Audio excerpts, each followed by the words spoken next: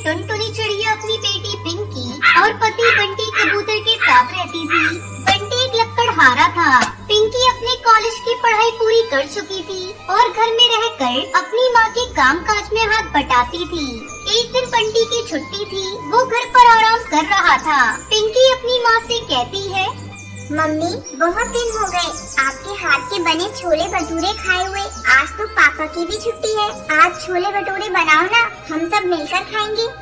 अरे बेटा, तुझे छोले भटूरे खाने थे तो कल बताती। मैंने छोले तो भिगोए ही नहीं। कैसे छोले भटूरे बना दूं? चल मैं तुझे कुछ और बनाकर खिलाती हूँ। नहीं मम्मी, मुझे तो छोले भटूरे ही खाने हैं। तब तक आप लोग कमेंट में बताएं 67 + 79 कितने होते हैं।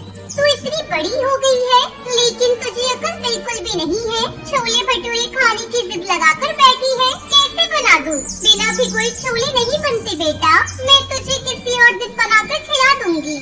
तुम्हारी मम्मी ठीक कह रही है बेटा, जाओ जाकर कुछ और खा लो। ऐसा करो टुनटुनी, तुम कल ही छोले भटूरे बना लो। मेरा भी मन तुम्हारे हाथ के बने स्वादिष्ट छोले भटूरे खाने का हो रहा है। ठीक है जी, जब आप दोनों का मन इतना ही छोले भटूरे खाने को हो रहा है तो मैं कल ही छोले भटूरे बना दूंगी। अगले दिन टुनटुनी छोले भटूरे बनाती है और सबसे पहले पिंकी को खाने के लिए देती है। अरे बस भी कर पिंकी, सारा तू ही खा जाएगी तो हम लोग क्या खाएंगे? पापा मम्मी ने इतना स्वादिष्ट छोले भटूरे बनाया है कि जितना भी खाते जाओ मन ही नहीं भरता। अच्छा ठीक है बेटा, मैं तेरे लिए कल फिर से छोले भटूरे बना दूंगी। समय बीतने लगता है और एक दिन बंटी को उसका सेठ नौकरी से निकाल देता है। वो घर आकर टुनटुनी को ये बात बताता है। ये आप क्या कह रहे हैं जी? आपको नौकरी से निकाल दिया? हाँ टुनटुनी, सेठ को काम में कम मुनाफा हो रहा था, इसलिए सारे कर्मचारी बेरोजगार हो गए। पता नहीं अब हमारा घर खर्च कैसे चलेगा। यही सोच सोच कर मेरा दिमाग खराब हो रहा है। आप चिंता मत करिए, कुछ ही दिनों में सब ठीक हो जाएगा। ऐसा करता हूँ मैं टुनटुनी, कल से ही दूसरे काम की तलाश करूँगा। अगले दिन बंटी कबूतर अपने दोस्त के पास काम मांगने जाता है। आओ आओ बंटी भाई, बहुत दिनों के बाद दर्शन दिए। सुना है तुम्हें नौकरी से निकाल दिया है, जरा विस्तार से बताओ। इस मामले में मैं तुम्हें ज्यादा नहीं बता सकता दोस्त, क्योंकि मुझे भी कुछ खास पता नहीं है। मेरे लायक कोई काम होगा तो बताओ, मुझे काम की सख्त जरूरत है। ठीक है, अभी तुम घर जाओ, 1-2 दिन में मैं सोचकर तुम्हें बताता हूँ। वो वापस घर लौट आता है। पापा आप बेकार में परेशान हो रहे हैं।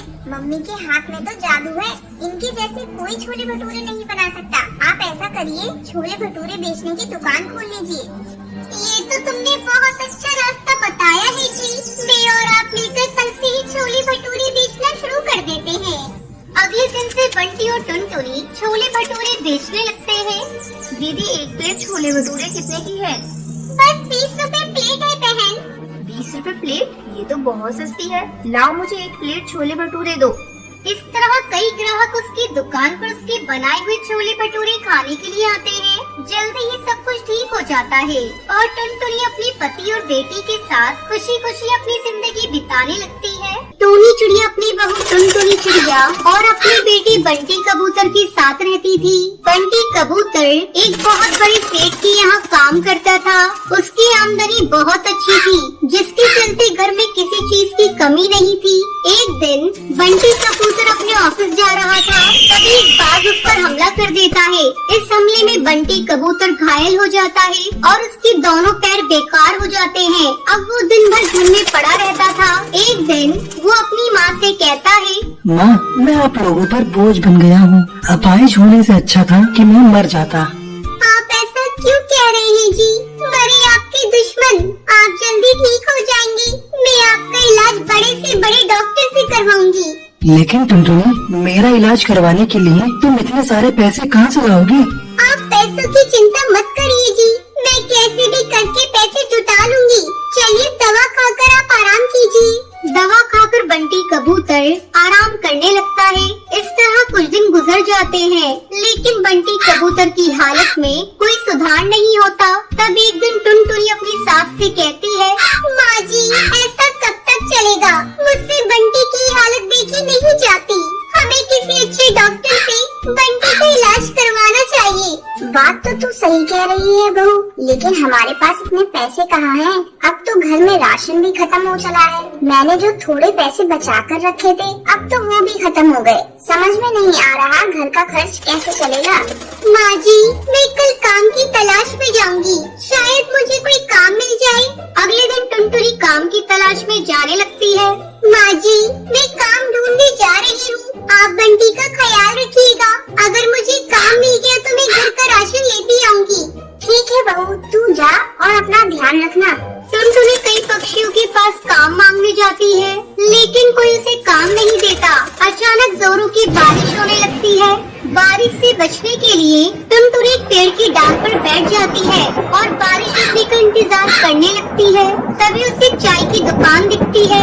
वो चाय की दुकान कालू कौवे की थी। पक्षी उसकी दुकान पर चाय पी रहे थे। तब टुनटुनी सोचती है, क्यों न मैं कालू कौवे की दुकान पर जाकर अपने लिए काम मांगूं। ऐसा सोचकर टुनटुनी चिड़िया कालू कौवे की दुकान पर जाती है। कालू भैया, क्या आप अपनी चाय की दुकान पर मुझे काम देंगे? मुझे काम की बहुत जरूरत है। क्या रे पीली चिड़िया, काम करने को तुझे मेरी ही दुकान मिली है? चल भाग यहाँ से। चेहरे से तू मुझे चोर नहीं दिखाई दे रही है। कहीं मेरे कप लेकर भाग गई तो मैं क्या करूँगा? शाम तक टुनटुनी को कोई काम नहीं मिलता। थक हार कर टुनटुनी अपने घर लौट आती है। घर पर टूनी चिड़िया उसकी राह देख रही थी। वो टुनटुनी के आते ही उससे पूछती है, क्या हुआ बहू, तुझे कोई काम मिला या नहीं? बंटी की दवा खत्म हो गई है। मैं सोच रही थी तू पैसे लेकर आएगी तो मैं उसकी दवा ले आऊंगी। अपनी सास की बातें सुनकर टुनटुनी रोने लगती है।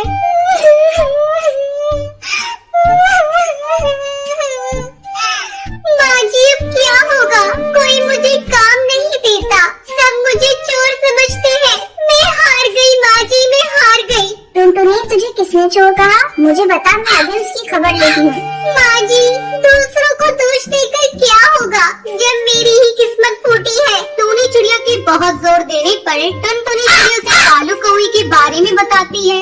टुनटुनी बहू, जब कुछ गलत होता है तो कुछ अच्छा भी होता है। मेरे दिमाग में एक आइडिया आया है, क्यों ना तू भी एक चाय की दुकान खोल ले। तेरे हाथ की बनी हुई चाय बहुत ही स्वादिष्ट होती है। अरे वाह माँ जी, आपने तो बहुत अच्छा आइडिया दिया है। ये आइडिया मेरे दिमाग में क्यों नहीं आया? मैं कल से अपनी चाय की दुकान खोल देती हूँ।